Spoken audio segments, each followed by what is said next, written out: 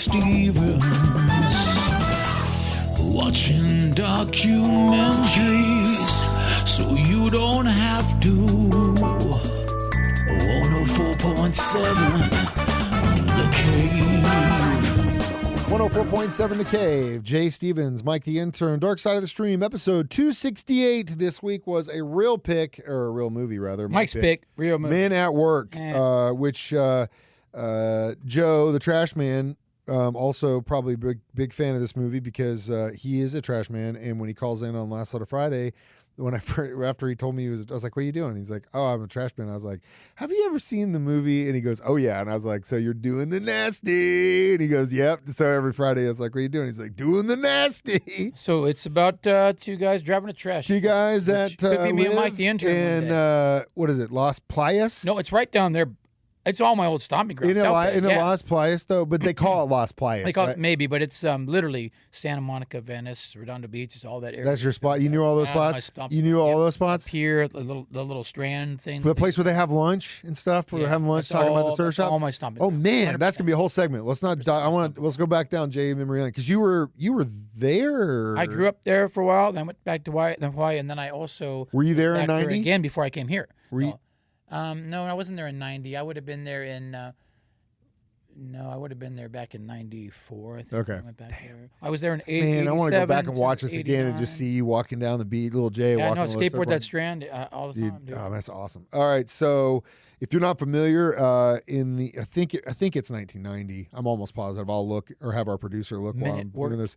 Men at Work. Yeah, 1990. About two trash guys. It's one of those movies that I think is part of my DNA because it was played so heavily in rotation on HBO. Like as a child, it was always on because there are so many parts of that movie that I quote today in real that I quote in real conversation. Wow. Like we talked about never touch another man's fries. Yeah. Like that one is one that is with me forever and ever and ever. It was fun watching Charlie Sheen and his brother Emilio Estevez in a movie together. That was fun to watch, Especially around the same time that they were probably some of the biggest stars in Hollywood because of Young Guns had just come out.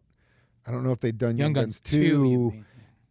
So like they were still pretty. Those guys were big stars for a while. And I don't know if this movie really did what they wanted it to do.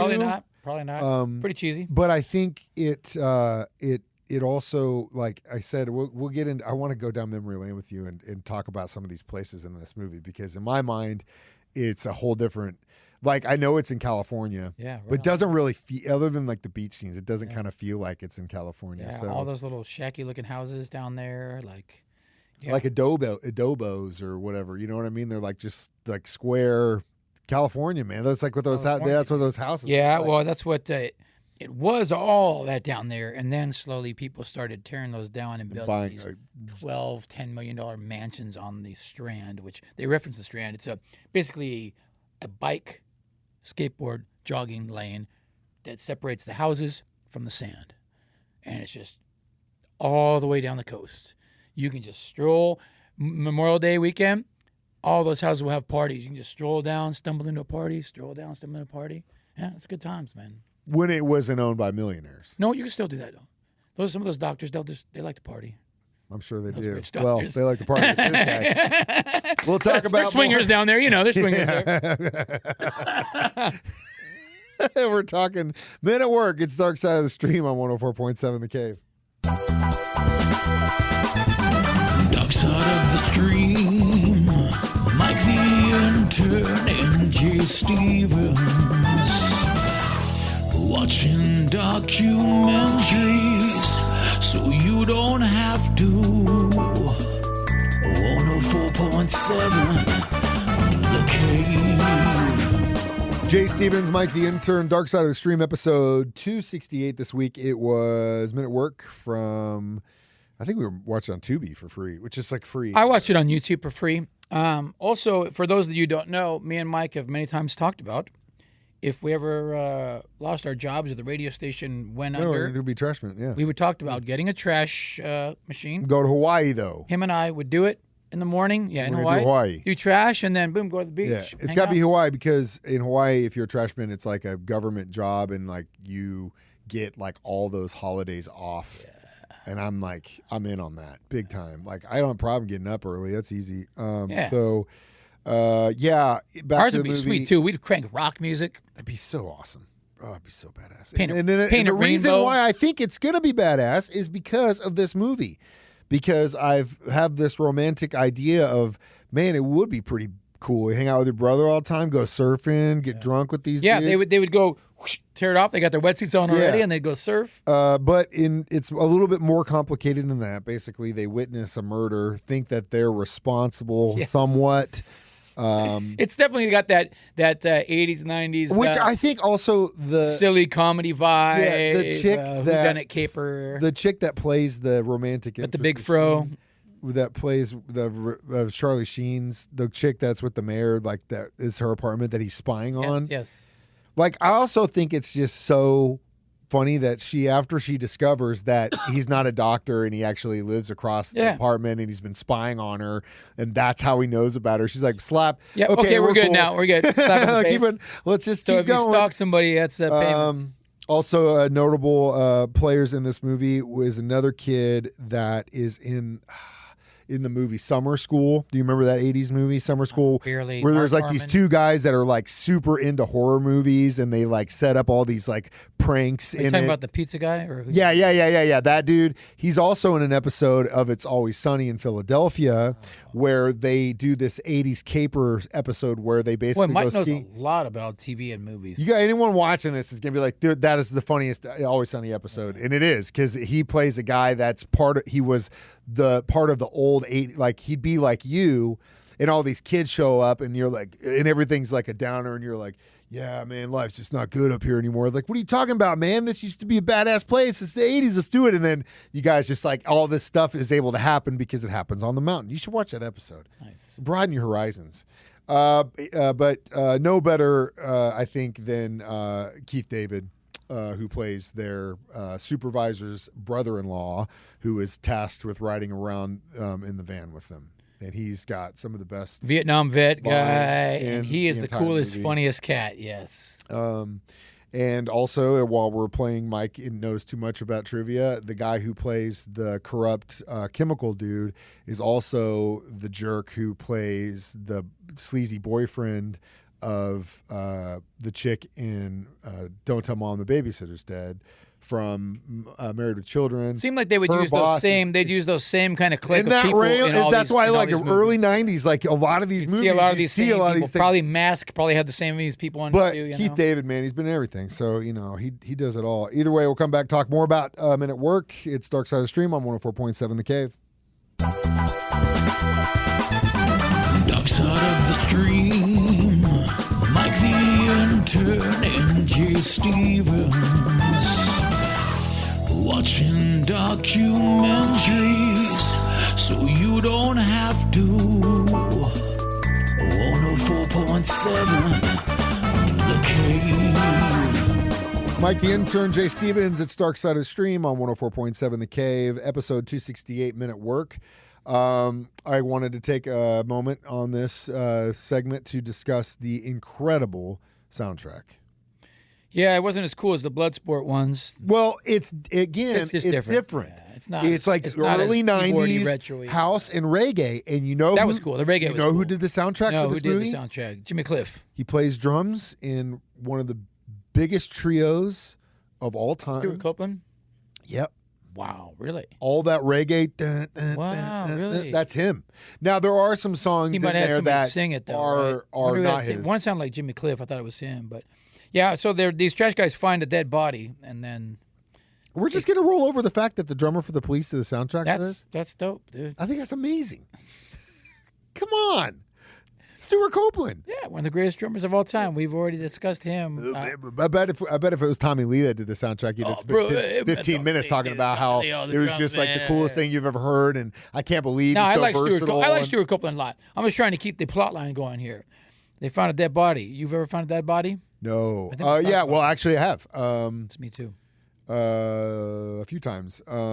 But yeah, one working here when I did that internship with the fire department, and they did an article in the paper about how they were gonna to get the public to get interest and help and awareness with the firefighters. Said they were going to offer ride-alongs for people, and so I reached out and I said, this was like a year or two into being here, and I was like, I'd love to do it. And they were like, this would be great. You're in the media, you could talk about it, blah blah blah. We will do 24 hours. And I was like, whoa, 6 to 6. They go, yep. I was like, okay, cool, full shift. So Branson West. It was Branson West. So I'm thinking like it's Branson West, and it was also in the winter. It was like late winter, early spring, I think, if I remember correctly, around the time period. So I was like, it won't be as busy, like we don't have to worry about Silver City calls or Whitewater calls or anything. But we go to have breakfast, and like they were going to have the chaplain like pray over us, and then I was going to get to meet all the other stations and all that stuff. And we're like, I literally walked in there, grabbed the plate, got in line, and then we got a call, and they looked at me and they're like, hey, that's us. Come on, let's go. Wow. And we show up, and it was a guy who, it was either an OD or a heart attack. And I got it there, and they were basically like, we hadn't really got to talk about what Mike can or can't do. And basically, Captain just said, if it's on fire, don't go. And I go, and that's it? And they go, that's it. You can help us other than that. And I was like, okay. So when we got there, they're like, go out into the truck, get this. It looks like this. It looks like this. And like, they're working on this, dude. And I run outside and pop this thing open and find the defib. That's cool. No, it was horrible. A guy died. It's not cool. His wife was screaming. He had kids there. But it was horrible. Getting able to do that stuff. It's cool, man. Am I crazy? That's not I don't think that's a healthy reaction for you. I witnessed someone die. They died. I was not like I was at experiencing all. from your point of view, getting out, be one of the guys. Yeah, because one of the team. I was needed, and I was like, I got to do this. I was a Boy Scout. I know what to do. That's dope. But that's dope. I need to think on this, pontificate, because that's not the reaction that you should have if the human life is gone. It still affects you, even if it had nothing to do with you. I was enjoying the experience from Mike, the intern's point of view. It still was like hard. Yeah, I've seen a dead body's no fun. Finding dead body's not fun, man. It was bad. It was really bad. Glad you got to be part of the fire team. Yeah, well, it was an experience nonetheless. And what up, Branson West? We'll be back. It's Dark Side of the Stream on 104.7 The Cave.